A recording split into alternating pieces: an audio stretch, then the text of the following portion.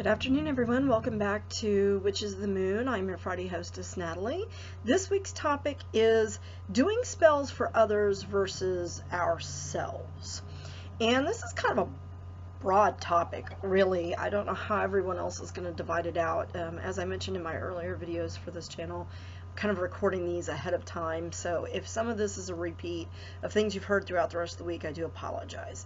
But I'm just going to give a little bit of my opinion on how that works for me and what I may or may not do differently when I'm doing spell work for others versus myself. I'm one of those people that I believe that if you're a witch, you're a witch. You're a witch all the time. You're kind of always doing spells to a degree in your life. And what I mean by that is there's little things that we do. Every time we say or think something, we're putting that energy out there. And that, for us particularly as witches, is very powerful. I think we know the power of words. So spells don't necessarily have to be big workings that come in a box or a sachet. Or he does it every time, doesn't he? Okay, sorry about that brief interruption. Somehow my husband always knows when I'm recording one of these videos, and he calls smack in the middle of it. I'll be in my train of thought and going along, and then he'll call and it'll throw me completely off. So again, this week's topic is doing spells for ourselves versus doing spell work for others. Now, as I was saying, when you are a witch, you kind of do spell work all the time. So the spell work doesn't have to be formal with your cauldron, with candles, with all of that. For example, in the morning when I'm making my daughter's lunch on her sandwich, she likes both ketchup and mustard and mayonnaise, actually. So what I do is I inscribe a sigil with the mustard and the ketchup on her sandwich, and I'll say a small incantation like, as I'm drawing the pentacle, I'll put by Lord and by Lady protected she, as I will it, so mote it be. And then I'll use the ketchup to make dots representing the four corners, and I'll say, earth, air, fire, water, earth, fill her soul with love and mirth. So small things like that, you know, kitchen witchery kinds of things, are things that we do that may be spell work that we're doing for ourselves or for someone else. And it doesn't necessarily have to be like in the context, like I said, of a full ritual or something like that, a grand ritual.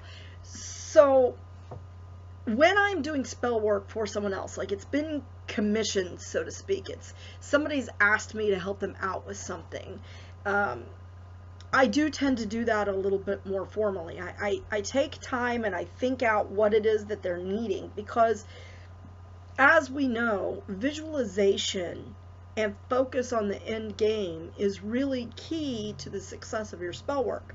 So to me, it's always easier for me to do spell work for myself or for someone in my immediate circle of life, so to speak, than it is for someone who is maybe just a friend but not a close friend, or for a situation from which I am personally removed. For example, I have a friend, I consider her a good friend, but a friend.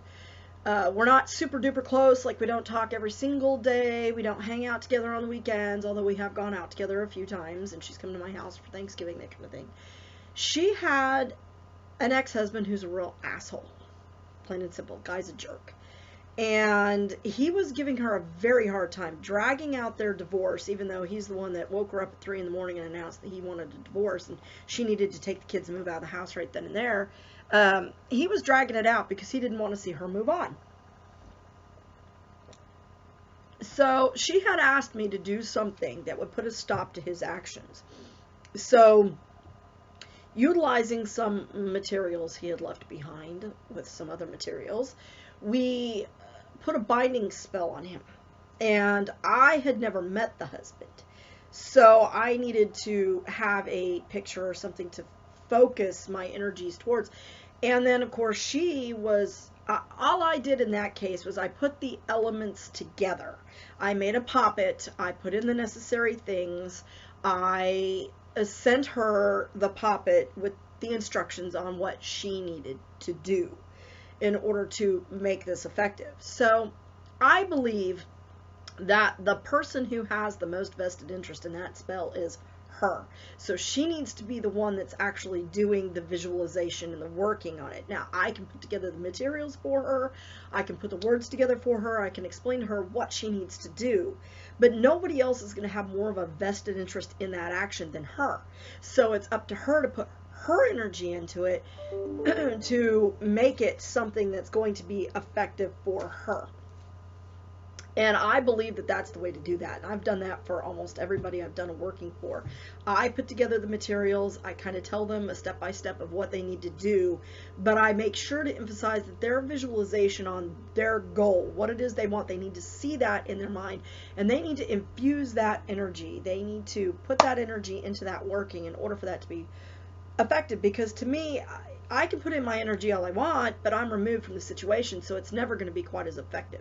So when I personally am doing a working for someone else, unless it's something that I feel I have to complete myself, I will provide the materials and the explanation and tell them what they need to do. Because again, nobody else has as much of a vested interest in the end game there than they do. When I'm doing spell work for myself, it may vary. It could be something very small, very simple, just a simple incantation, lighting a birthday candle. I have done some workings for other people that were personal to me. And an example of that would be where I have a good friend who lives some distance from me. In fact, she lives in another country.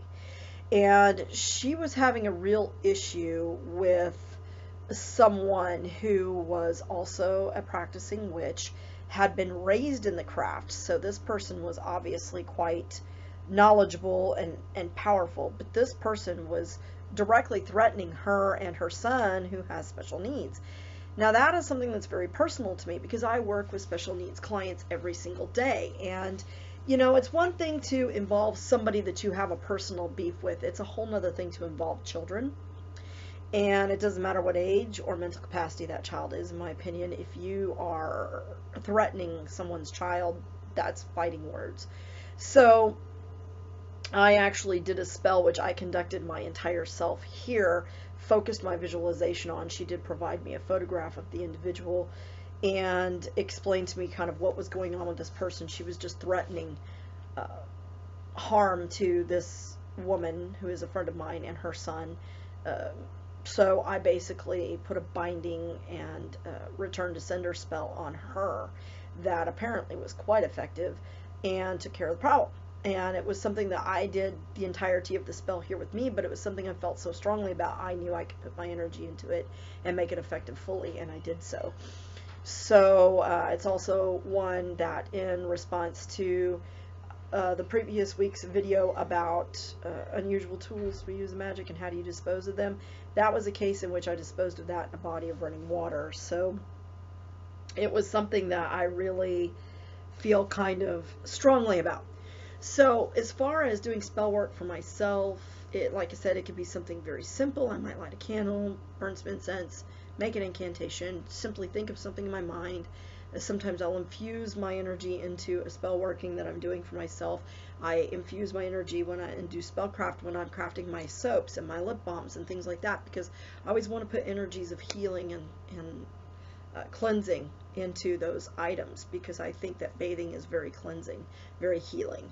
It can be very cathartic. If you're feeling crappy, take a shower. You'll be amazed how much you feel better, especially if you have like an herb sachet hanging off your shower head so that the heat can expand the oils out of that. You would be surprised how quickly that really does. And I prefer showers to baths. The reason being is because it takes all that negativity and drains it out, whereas a bath, you're kind of sitting and stewing in your own negativity and your own dirt and oil, frankly. So ritual baths are not something I typically do. I do ritual showers because I like to keep the water flowing, which is why I put the herbs in a sachet and hang the sachet from the shower head so that the water will hit it and heat up and release the oils and the essence of the herbs, but it all rinses down. So anyhow, doing spell work for others, I don't have a moral problem with someone charging for spell work. I have never done that, but I'm not against it. I do have a shop called the Purple Broom Apothecary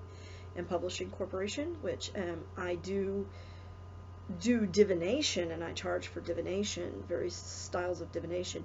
I have not charged for spell work because the people who have approached me have been friends, and I just never asked for a fee. But I'm not against people who do charge for a fee This is how many of us make our living or make extra income. So as far as the morality of that, I don't think that there's a problem. Anytime someone expects you to provide a service, I've never understood why they expect you to take your time and your talent and your energy and do it for nothing at all. Now, those of you that are familiar with Granny Weatherwax, you know that she always takes a fee, but it's never money. She always asks for old clothing. My opinion is that that's because it's something that's personal to the person that's been wearing it, so she can always use it against you if she wants to. But as far as the morality of asking for a fee, I don't know if that's a topic. I thought we were going to cover that as a topic. I'm looking at the topic list here, and I guess not. So I'll just put my little spiel on that here. I don't have a problem with people charging for spell work, because you are expecting that person to bring together resources, materials, and their time and talent and energy. And that's all worth something. Now, I would be cautious about who you pay for spell work, and keep in mind that spell work is never guaranteed. And I think that, you know, when you're calling up and you're asking somebody to do a spell for something ridiculous, like, can you make my penis 12 inches long? Number one, no woman's going to want to be with a man whose penis is 12 inches long. Just saying. But, you know, can you make it 50 feet? Can you can you make it bigger? Can you make me grow taller? I had one guy ask if I could shrink him. No, that's not how that works. Unless you'd like me to, you know, try to infuse some osteoporosis into your bones. But that kind of thing, you know, it's ridiculous. And when people ask for things like that, I always kind of chuckle. I think in some way they're hoping you'll be able to do that, but I don't think they really have a good understanding of witchcraft and how it works. Some things are just unreasonable and not going to change. Now, you know, I would never take somebody's money if I didn't really believe that the spell work was going to be effective. But again, I usually give the responsibility of the effectiveness to the individual, and I think that helps them to take some personal responsibility, because otherwise they're just expecting you to do something, and if it doesn't work out the way they think it should, you're entirely responsible, and they can always blame you.